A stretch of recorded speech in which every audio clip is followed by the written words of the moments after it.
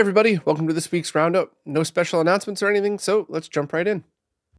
First up, the Dreamcast role-playing game Skies of Arcadia just got a patch to have true RGB support at 60 Hz with everything in sync for NTSC-U versions of the game. So if you've had trouble with this in the past, definitely pay attention, and if this is something that doesn't affect you at all, feel free to skip to the next section. But Skies of Arcadia was one of the weird Dreamcast games that did have VGA support for the NTSC North American versions, but when it had 15 kilohertz output, meaning 480i, it only worked via S-Video or composite, not RGB. Now, the European PAL release didn't support VGA, although that was patched years ago to work. However, it did support RGB SCART.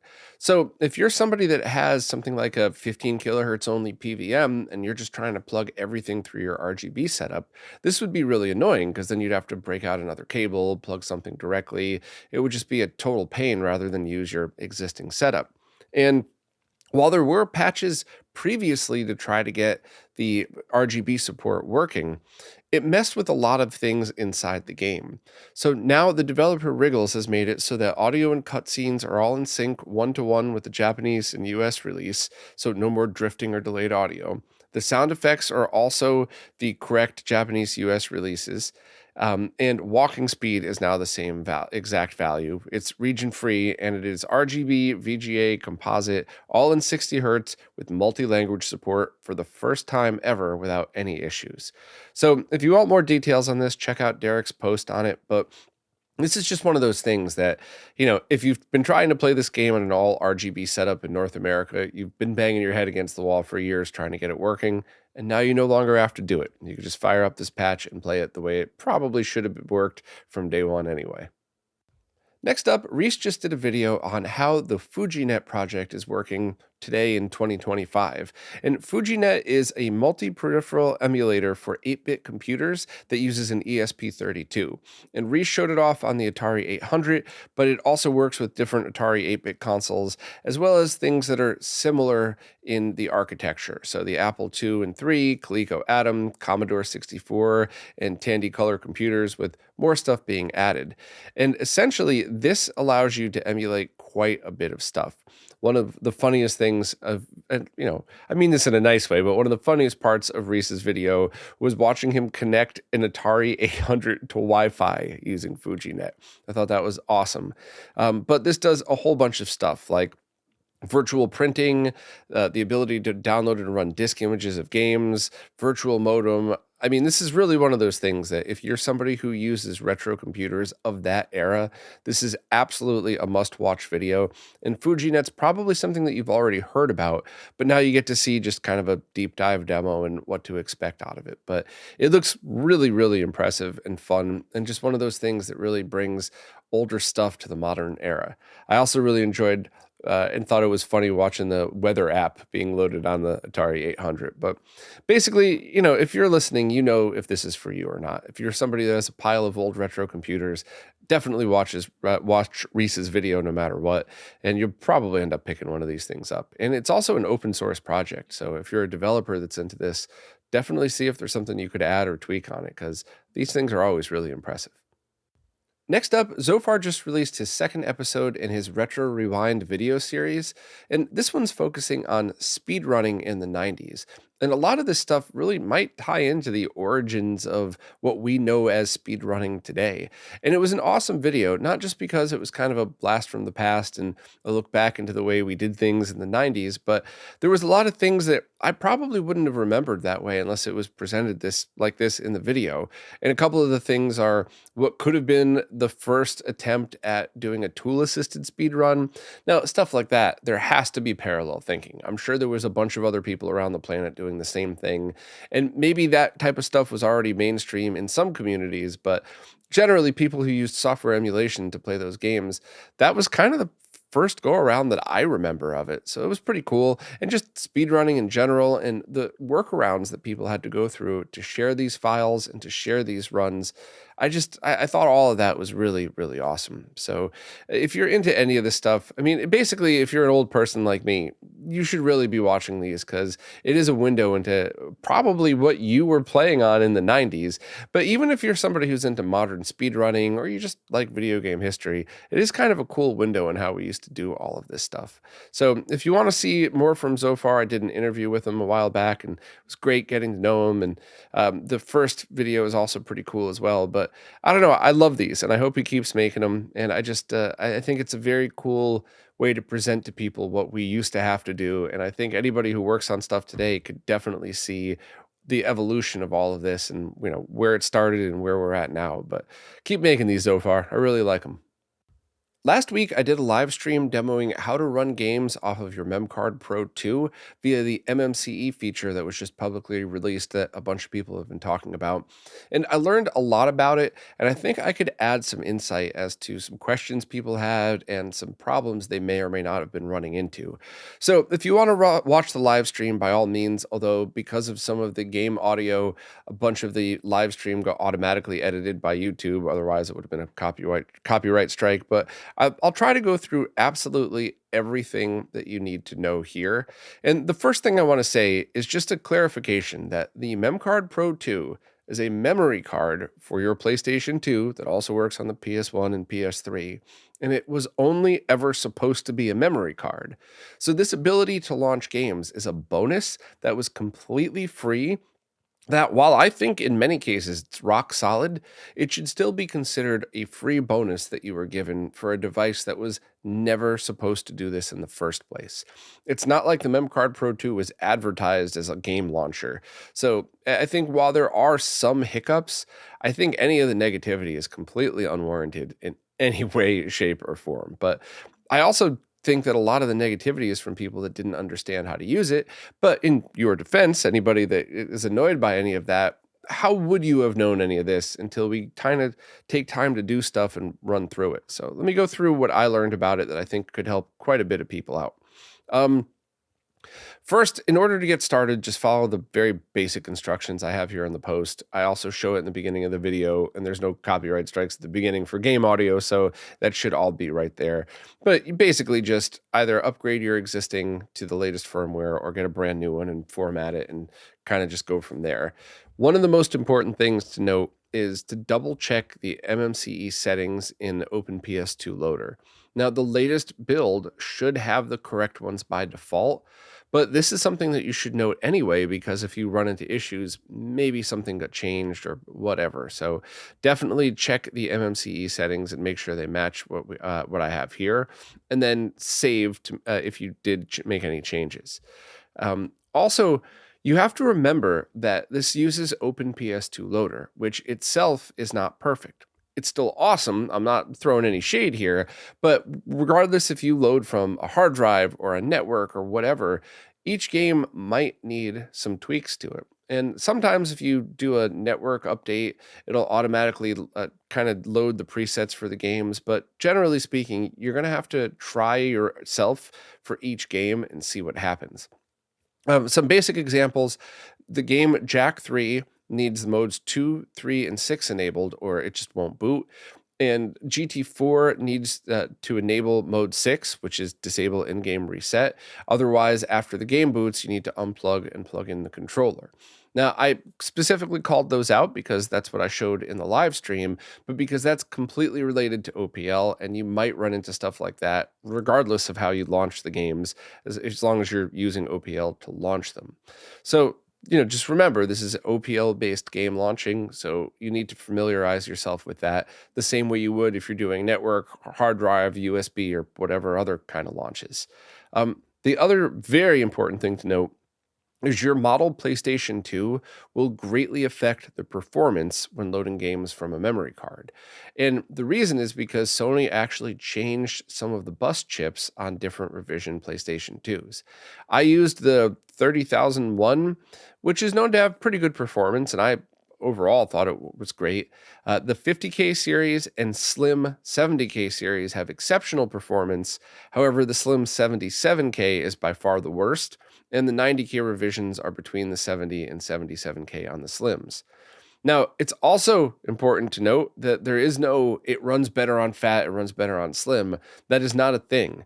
Each of those different model PlayStations have different board revisions. So you can't just say it runs better on fat or slim. You have to actually look at the sticker and determine which revision you have. So I saw a lot of misinformation out there from people that say they don't run as well on slims, and that is just 100% false. If you got the 70K series, you're going to have really, really excellent performance. So that's just one of those things that we should really politely correct people when they say that. It has nothing to do with fat versus slim. It just has to do with what total board revision you have, and you got to look at that sticker. Thanos from 8-Bit Mods showed or sent me a little chart here, just if you want some visual examples.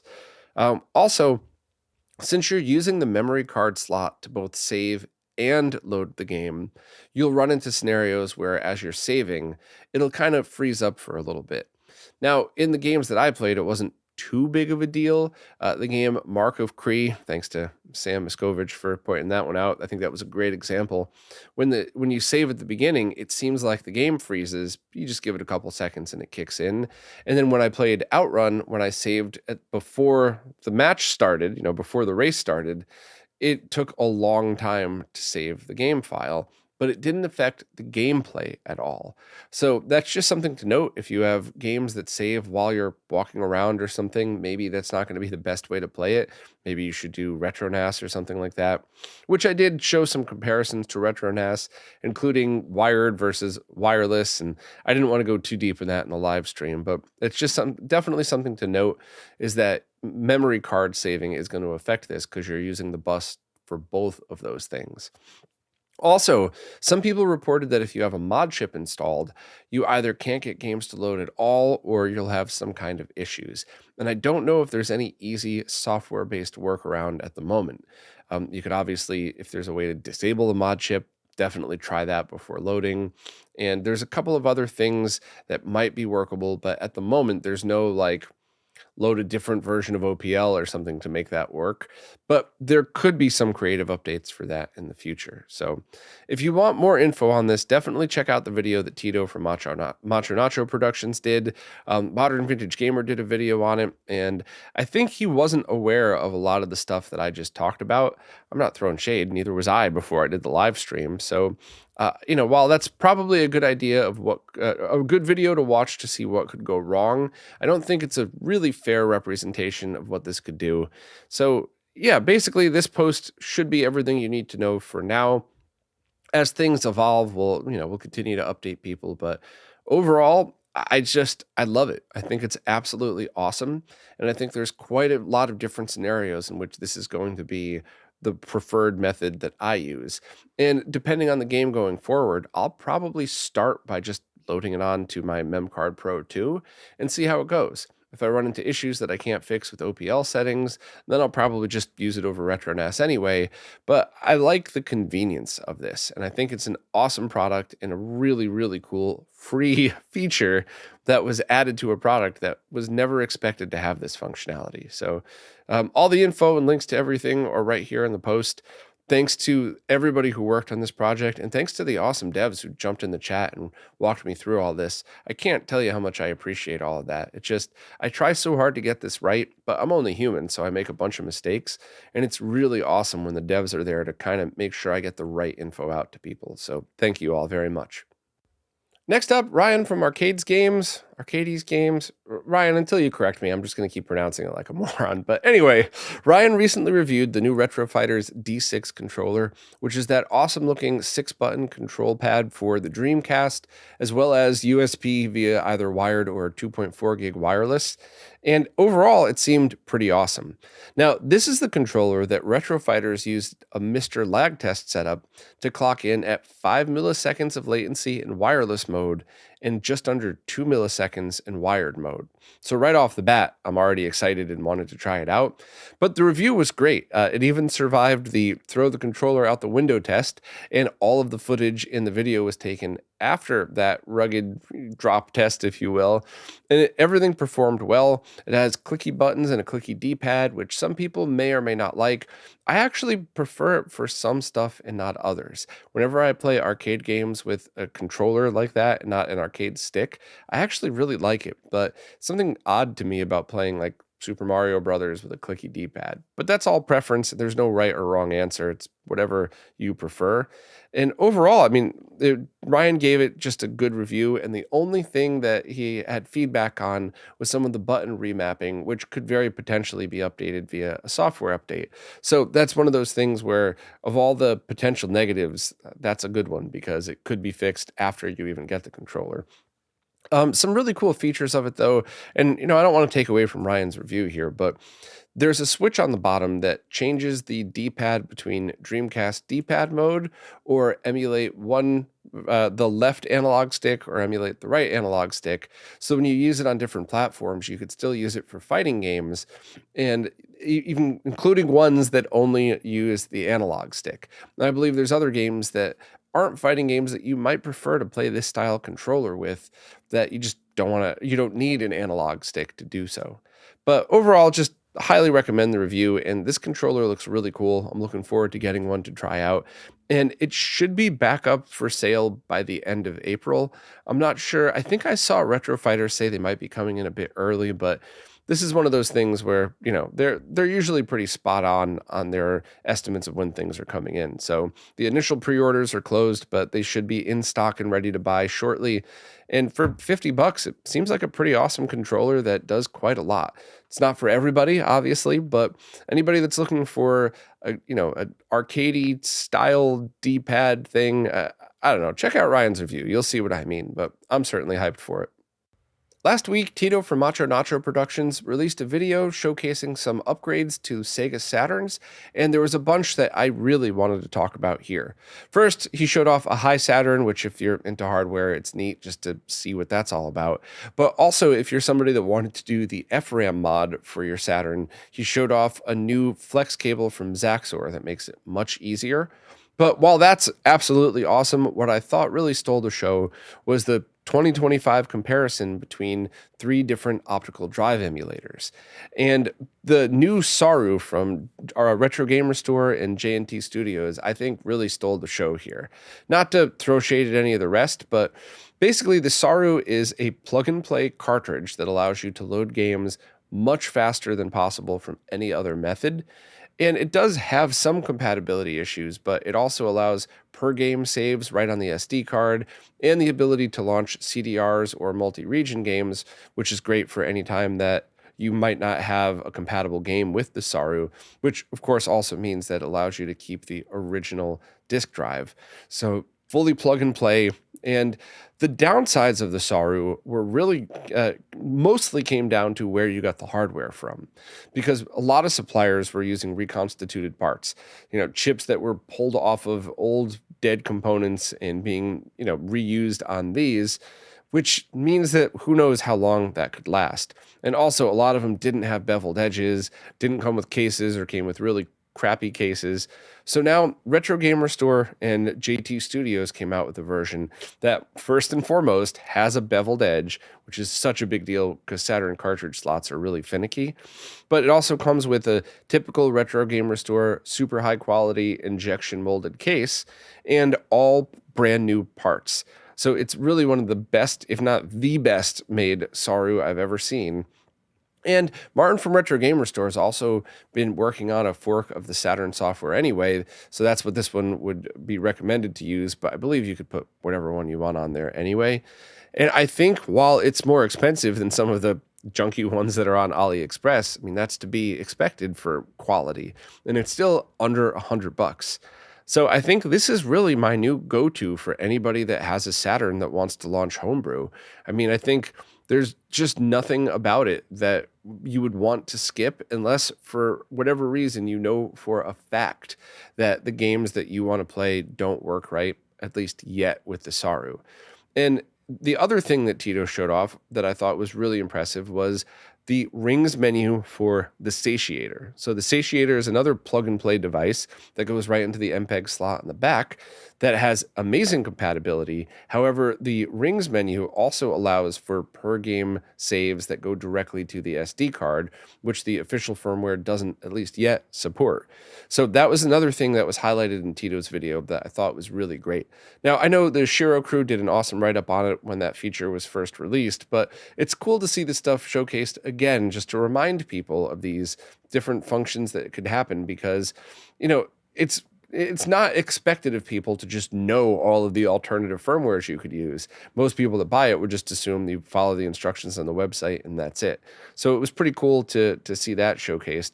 And I really think those two are the go-to, unless your optical drive is dead and you just don't have the ability to replace it yet. I think that the Fenrir is an awesome device. I still think it's great to use. I don't have any complaints. There's some potential for some cool stuff added to it in the future.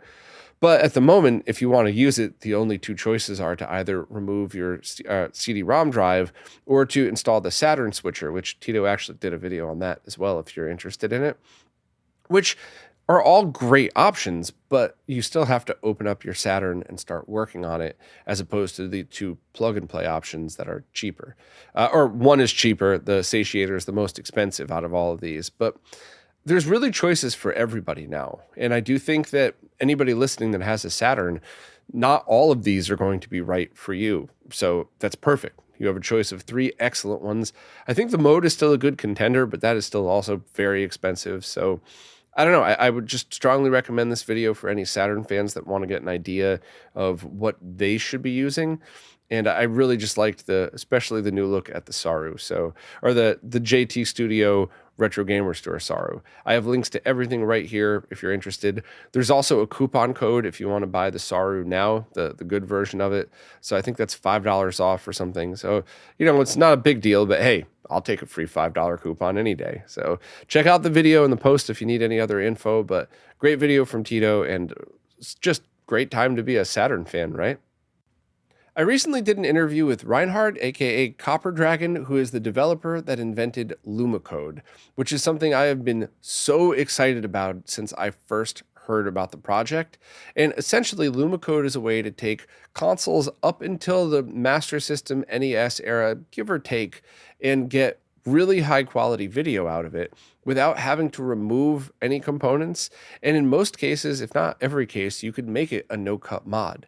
So the example used in the video, and if you want more info, the examples that I posted here from the Retro channel use an NES, where you could just solder it to the bottom of the board, not having to remove any chips at all, and you could cut the traces to the RF jack and run it there, or you could just run the wire right out the bottom of the NES if you wanted to, and have a completely no-cut mod that gets video from just one wire.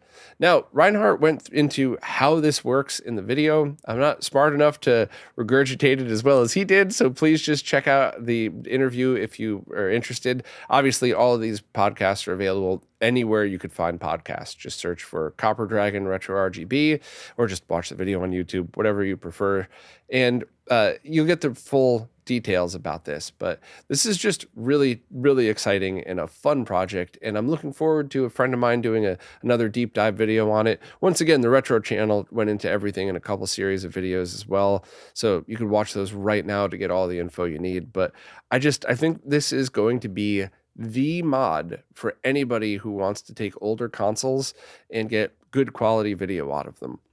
That includes ColecoVision, Intellivision, Atari 2600, NES, and we even talked a lot about the Master System, because while it already outputs RGB, it's pretty noisy, so this could definitely be a fix to that. I also asked him about SG-1000 and some of the older Sega consoles like that, and after the interview was over, he took a look at the design and the chips that are used and said it's totally possible with those as well.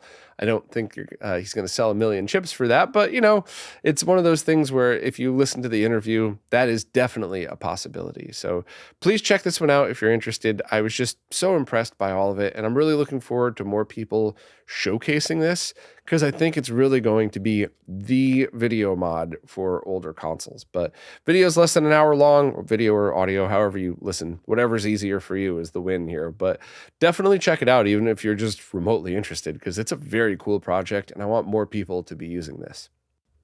Derek Pescarilla recently uploaded a video that just was a general overview of the FM Towns Marty console, which is a console I knew absolutely nothing about and didn't even know it existed till a couple of years ago.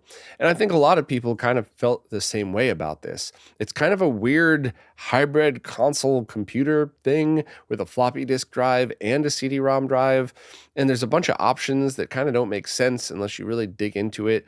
So I watched the video and thought, this is something that a lot of people might be interested in. So I asked Derek if he'd write a post about it as well, because I just think that while there's a lot of people out there that might already know all this stuff, I think more people don't.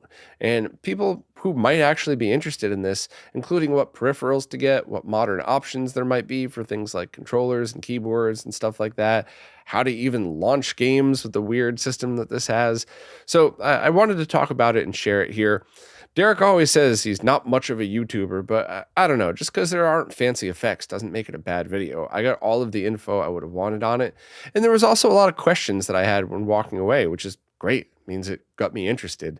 I'm also just kind of curious as to what the weird different video modes are and why that they're like that. So if anybody's a Marty expert, maybe, educate us in the comments if you don't mind. But if you were just kind of curious about what this is, how it works, what to expect if you buy one and you need to buy stuff like that, definitely check this one out. And it's just kind of a step-by-step video that shows you stuff in real time, and I really enjoyed it. I think I know a lot more about the console now than I ever did before, and I certainly appreciated the look into it. So thanks, Derek. Well, that's it for this week. Some behind-the-scenes info that basically nobody's going to care about. That cold that I had last week was not a cold. It was a really nasty flu. It just came on really slow, which is weird. Aren't flus supposed to come out of nowhere and knock you right over? That one started last Saturday and slowly ramped up every day. And after that PS2 memory card live stream, maybe 5 minutes afterwards, I got the shakes so bad, you would think I was like an 80-year-old alcoholic. Then it lasted hours. It was freaking brutal. So yeah, I'm very glad that that was a live stream and not an in-person thing. But weird how that really hit me hard. But I thought it would have been like when I was just laying there under a bunch of blankets shaking violently. I was like, wouldn't this just be kind of like odd poetic justice if I just died right here? Just like, all right, everybody, thanks for the live stream. Sorry about the cough. But no, I made it. It's just nasty and annoying. So sorry if I'm still all nasally, and it still sucks a lot, but whatever. Anyway, thanks to everybody who has been putting up with this nasally podcast that I've been doing. I'm trying my best to stay healthy and drink water with the vitamin packets in it and all that crap. But, it is what it is, right? I guess there's a lot of flu going around this year, and I just got hit with it. But anyway, thanks to everybody who watches, listens, plays nicely in the comments, and especially thank you to anybody who supports in absolutely any way, because it really is you who's keeping all this stuff going. So thank you very much, and I'll see you next week. I hope. This week's Roundup is brought to you by Neo Paradigm Entertainment, connecting Southeast Asian influencers with opportunities in the West.